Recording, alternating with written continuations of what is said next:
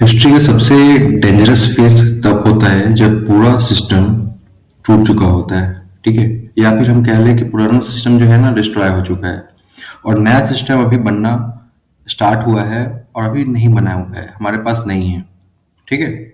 आज दुनिया उसी फेज में फंसी हुई है। ये वीडियो ना वार के बारे में है ना किसी कंट्री के फेवर में। ये वीडियो है इंडिया के बारे में, क्योंकि जियो पॉलिटिक्स का फाइनल स्टेज जीतने के लिए कोई भी कंट्री कोशिश नहीं करती। ठीक है।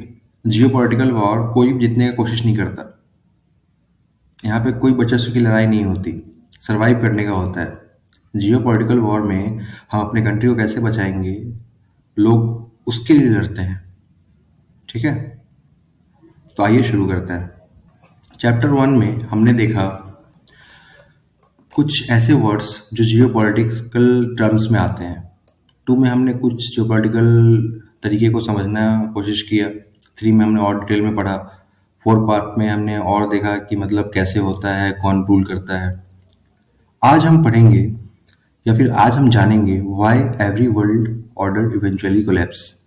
ठीक है। जितनी भी कंट्रीज है, जितने भी हमारे वर्ल्ड में मतलब जितने भी कंट्रीज का मतलब बोलते हैं ना डेवलप है, डेवलपिंग है, वो लोग कोलैप्स क्यों कर जाते हैं? कुछ ना कुछ तो कारण होगा उसके पीछे। हम आज उसी को डिस्कस करेंगे।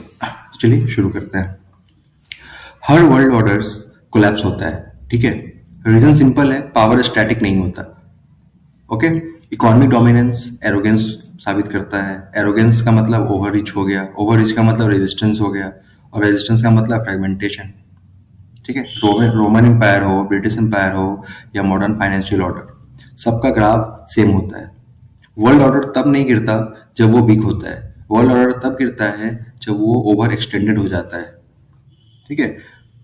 एक है हमारे बीच में ना द न्यू करेंसी पावर, जो आजकल बहुत ही मतलब जोर शोर से हमारे बीच में आ रहा है।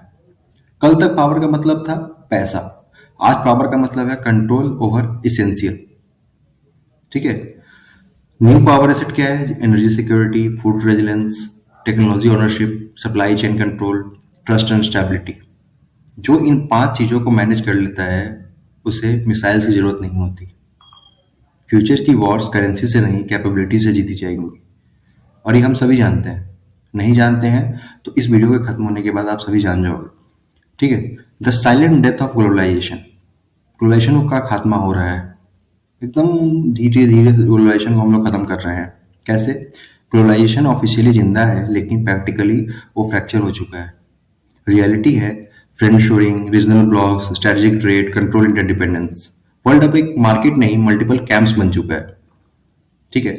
और एक कड़वा सच क्या है? ओपन वर्ल्ड इकोनॉमी का एरा खत्म हो रहा है लेकिन कोई अनाउंसमेंट नहीं हो रहा है, कोई बोल नहीं रहा है, क्योंकि सिस्टम चुपचाप सिर्फ मतलब शिफ्ट हो रहा है, एक दूसरे से के ऊपर शिफ्ट हो रहे हैं।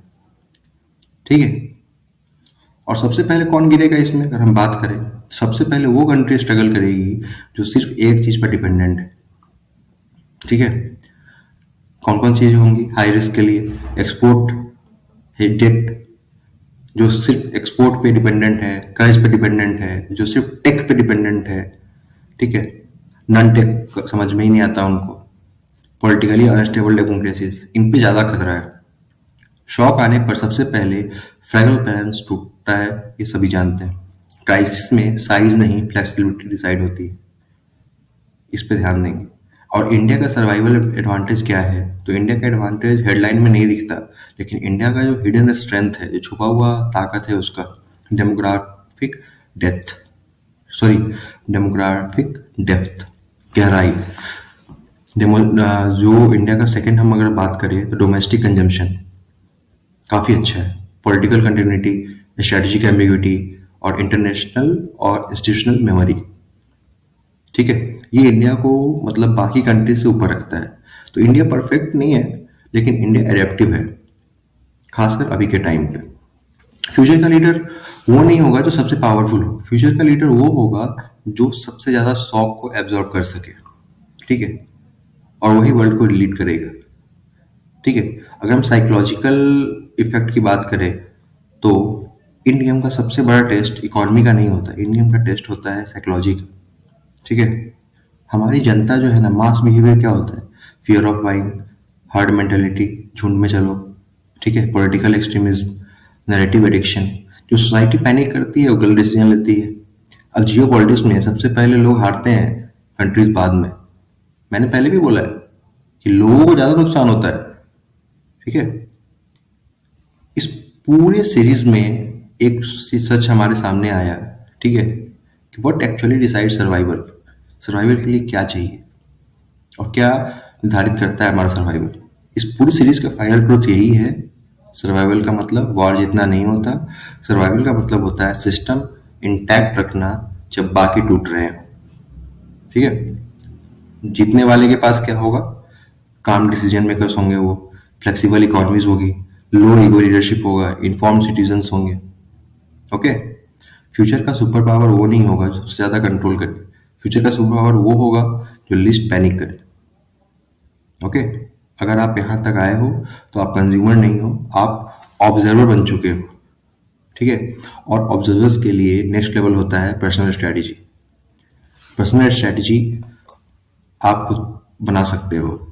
आप कुछ चीज़ों को देख के आपको डिसीजन ले सकते हो। ओके, हमारी सीरीज के बाद आप एक मैच्योर पर्सन हो और वर्ल्ड ऑर्डर चेंज हो रहा है, लेकिन जो समझ जाता है उसके लिए चेंज अपॉर्चुनिटी होती है।